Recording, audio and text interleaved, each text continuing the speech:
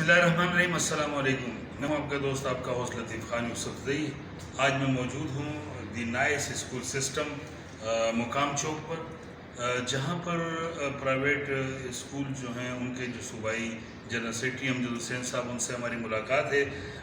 जैसा कि आप जानते हैं नाज़रीन के गुज़िश्ता साल कोरोना की वजह से और मौजूदा साल भी कोरोना की जो वबा आई उससे जहाँ बहुत से इदारे मुतासर हुए, वहाँ पर ये प्राइवेट स्कूल जो सिस्टम है और उनकी जो पूरी एक चैन है वो भी बहुत ज़्यादा मुतासर है। बच्चों की तालीम बहुत ज़्यादा मुतासर हुई है, बच्चों के पेरेंट्स भी परेशान हैं, स्कूल के असातिज़ा, स्कूल के ओनर्स, तमाम के तमाम लोग परेशान हैं कि इसका क्या सद्देबाब किया जाए। स्कूल पिछले साल भी खुले थे, उसके बाद उनको जो वो लॉस हुआ उसका हम आपसे बात करेंगे, अमजद हुसैन साहब से वो बताएंगे उसकी तफसील कि गवर्नमेंट ने उनको क्या रिलीफ दिया। उसके बाद मौजूदा 2021 में जो स्कूल बंद हुए हैं, अभी तक मरदान में स्कूल ओपन नहीं हुए।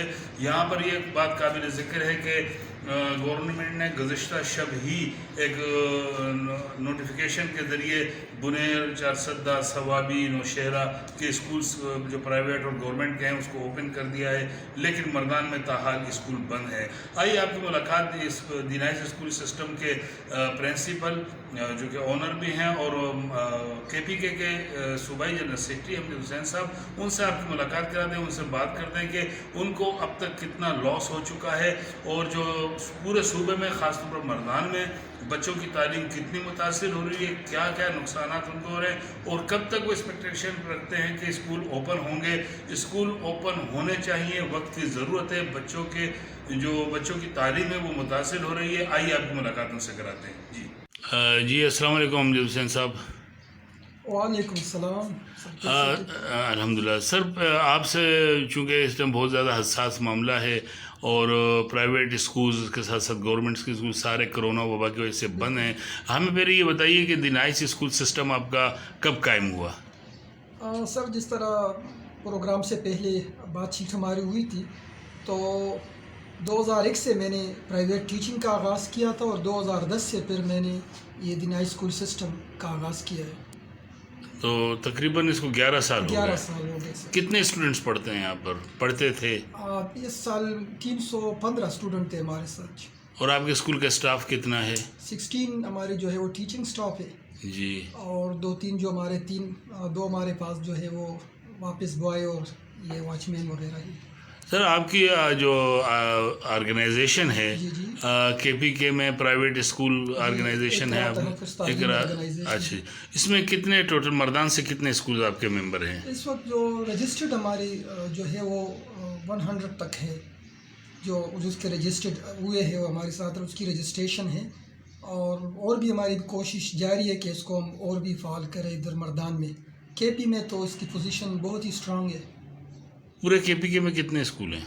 KPK में तो बहुत ज़्यादा है। सर यहाँ पर बताइए, आपके जो प्राइवेट स्कूल हैं, गवर्नमेंट स्कूल्स जो हैं उनके तो जो टीचर्स हैं, जितने भी कोरोना वबा में स्कूल्स बंद हुए हैं उनको तो तनख्वाह इमारात वगैरह एज ए गवर्नमेंट मुलाजिम मिलती रही, लेकिन प्राइवेट स्कूल्स में भी वैसे ही तालीम याफ्ता असातिज़ा हैं, ग्रेजुएट हैं, मास्टर्स किए हुए हैं और जो उनके ओनर्स हैं, जो प्रिंसिपल हैं, हेड हैं, उन्होंने जो स्कूल्स हैं उसकी इमारत या उनकी बिल्डिंग्स, क्योंकि बहुत कम लोगों की अपनी बिल्डिंग्स हैं, तो लाख और 1.5 लाख रुपए कराया, 2 लाख रुपए किराए पे उन्होंने लिए हुए। तो इस तरीके से जो लॉस हुआ है इस स्कूल की बंदिश के गुज़िश्ता साल, तो क्या गवर्नमेंट ने आपको कोई रिलीफ दिया है उसकी मद में? नहीं सर, पिछले साल भी हम रोडों पे भी निकल आए, हमने मुख्तलिफ वज़रा से और हुकूमत के लोगों से हमने बातचीत भी की और हम यही भी कह रहे थे कि ये भी इस मुल्क का एक हिस्सा है, ये भी टीचर है और जिस तरह आप अपने गवर्नमेंट टीचर को 28 और 29 पे उसके अकाउंट में आप उनकी तनख्वाहें भेज देते हैं ना, इनके भी बच्चे हैं, ये भी काम कर रहे इधर, लेकिन वो 6-7 महीने भी कुछ नहीं हुआ, अब ये 3 महीना फिर हो गए तो कुछ रिलीफ नहीं मिला और हम यही डिमांड कर रहे थे कि आप सिर्फ हमारे टीचर को इनको तनख्वाहें दें, बाकी रेंट है जो भी है उसकी हम बंदोबस्त करेंगे, लेकिन मेरे ख्याल में अभी तक कुछ भी नहीं हुआ। तो उसके बाद यही सूरत हाल आपकी 2021 में तकरीबन 3 माह हो गए स्कूल बंद हैं, फिर यही सूरत हाल है। تو یہ گزشتہ شب جو ہے گورنمنٹ نے ایک نوٹیفیکیشن جاری کیا ہے جس میں انہوں نے مختلف آپ کے ریجن کے اسکولز ہیں ان کو اوپن کیا ہے، لیکن مردان میں ابھی تک اسکول مردان کا نام اس میں نہیں ہے۔ ابھی یہ جو کہہ رہے ہیں سر، جو ریشو یہ بتا رہے ہیں نا، اس حساب سے تو اب وہ جو کرونا کیسز ہے اس کی ریشو وہ بھی کم ہو رہی ہے، اور ہم جب دیکھ رہے تھے تو ثوابی کیسز میں ہم سے زیادہ ان کی کیسز زیادہ تھے۔ ابھی اس کی آئی ہے نوٹیفیکیشن میں ان کا نام ہے، مردان کا نہیں ہے۔ پھر ہم اگر اسکول سے ہٹ کر دیکھیں، کل جمعے کا دن تھا، شاید سر آپ نے بھی وزٹ کیا ہو، ہم بھی گئے ہیں، جو مردان میلہ ہے نا اس میں پاؤں رکھنے کی جگہ نہیں ہے۔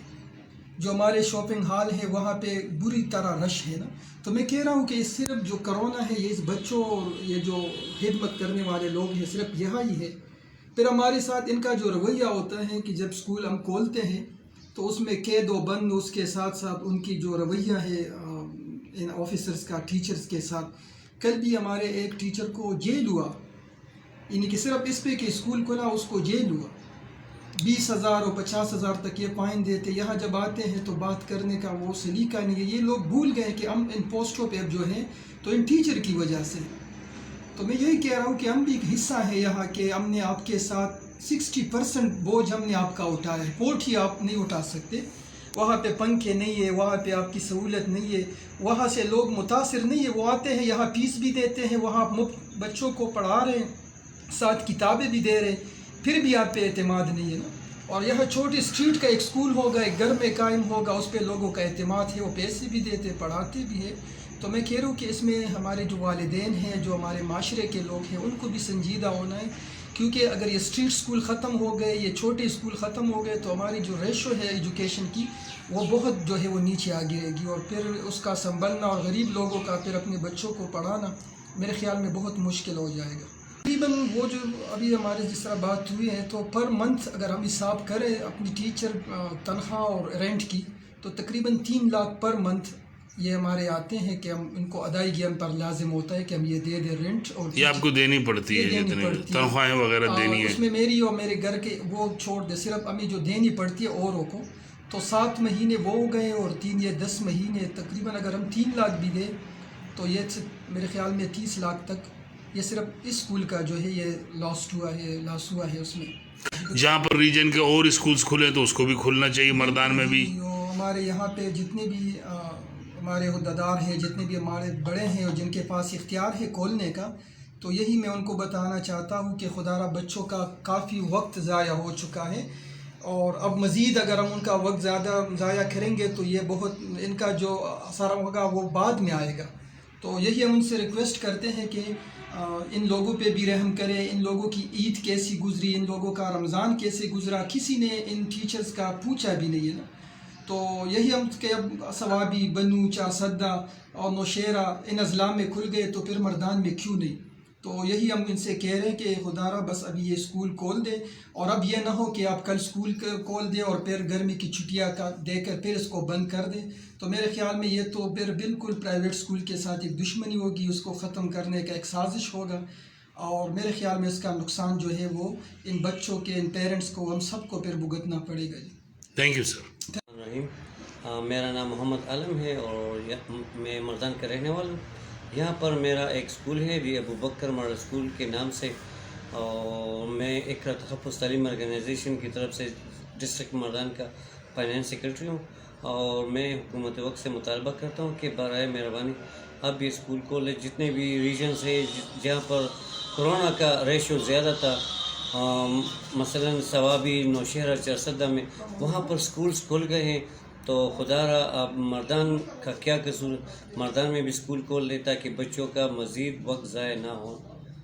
اس لیے میں حکومت وقت سے مطالبہ کرتا ہوں کہ برائے مہربانی اسکول کو اب اوپن کر دیں اور بچوں کا مزید مستقبل تباہ ہونے سے بچائیں۔ Thank you.